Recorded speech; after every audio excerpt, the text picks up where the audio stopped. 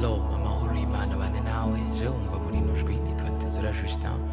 Nije Kristo Yesu yagira ubuntu kugira ngo dushobore gusangira, kubategurira no kubashikiriza ikiganiro ubushobozi bw'ijambo.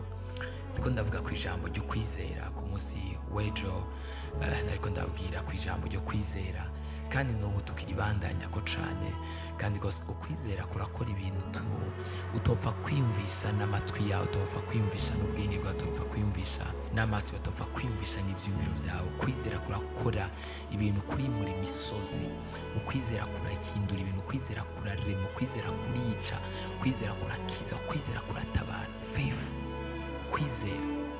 Ndagomba yuko abantu bakuza mentalite yo kwizera. I want people to raise and to grow and to be elevated muri mentalite yo kwizera.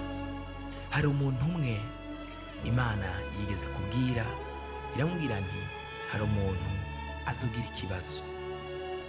Uyu muntu niyagira ikibazo uzoshika mu buzima bwiwe, kandi uze wizere ijambo uzokwatura ryose kuri uyu munsi, ryose kuri uyu munsi rizoca rigenda uko uzoba waryatuye.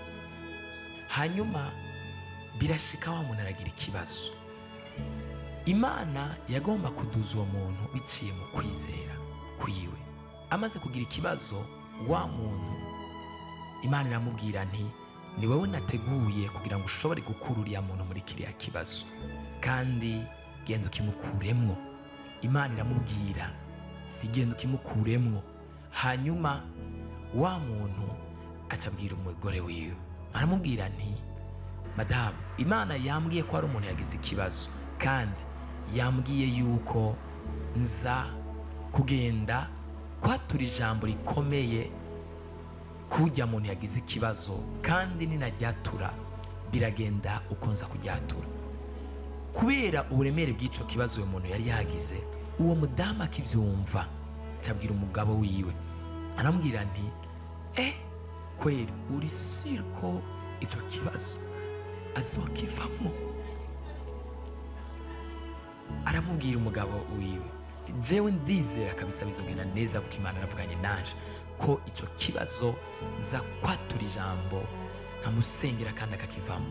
Umugore wiwe arongera amubwira nti we uri sure koko kw'ico kibazo aza kukivamo? Wa mugabo caraja kwitegura kugira ngo avuga, madamu ariko aranca intege, reka ngende nze kwatura ijambo kandi kirya kibazo arakivamo. Hanyuma agiye amushikiriye, mbere ataragenda aja muri dushe, agiye koga yitegura kugira ngo ashobore kugenda kwatura ijambo nk'uko Imana yamubariye, cya kibazo wa muntu akivemo akimushikira. Prita akija muri dushe aratangura kwiyumvira, kweli ubwo madamu ibintu yambwiye sivyo kweli biraza gukunda kibazo cyakivamo. Atangura gukekeranya, ukwizera kuca gutangura kugabanuka. Ariko ndizeye Imana yavuganye nanje biraza kugenda neza. Aragenda kwambara yitegura, ryajwi ry'umugore riragaruka, uri sure ko ico kibazo aza kukivamo?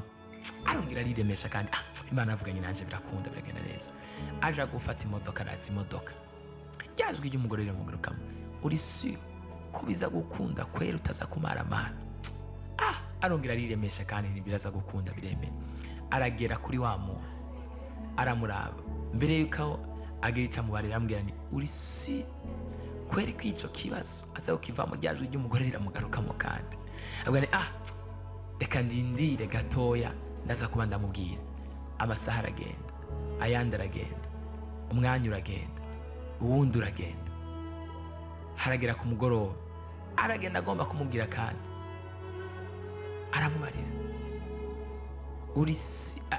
agomba kumubarira. Ryajwi ry'umugore carongera ragaruka kuna yereka aramubarira mu matwi, ni uri sure ko biza gukunda?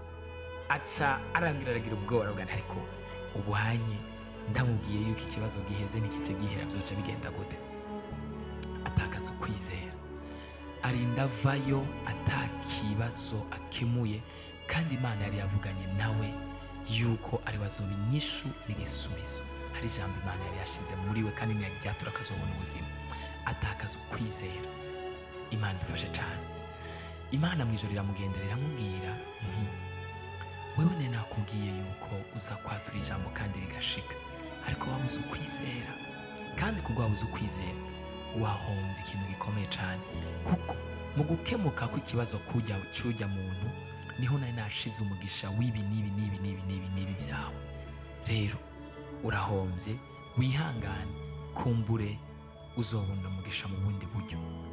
Abaratakaje umugisha muri ubwo buryo. Duze ukwizera kwawe, kandi ntihakagire umuntu n'umwe akuvangira mu kwizera kwawe. Bisikuye mtu wako kupunguzia mwendo. Ntihakagire umuntu akugabanyiriza inkomezi, ntihakagire umuntu aguca intege cyangwa guca ivutu. Ugira ukwizera kurakora. Ujya mukuru w'isinagoge, hari n'ahandi umugabishwa n'ingabo yaje arabwira Yesu, arambwira ni Yesu wirunkiriza umwana wanje. Abo ku ruhande arambwira ni reka kugora umwigisha, reka kugora Yesu, umwana wawe yapfuye. Arambwira ni wizere gusa arakira. Hari abantu bariko baramuca intege, wizere nawe hari ikintu Imana ibikora.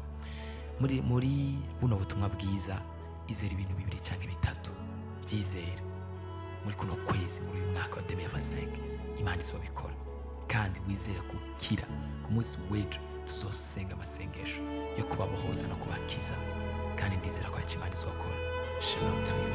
God bless you.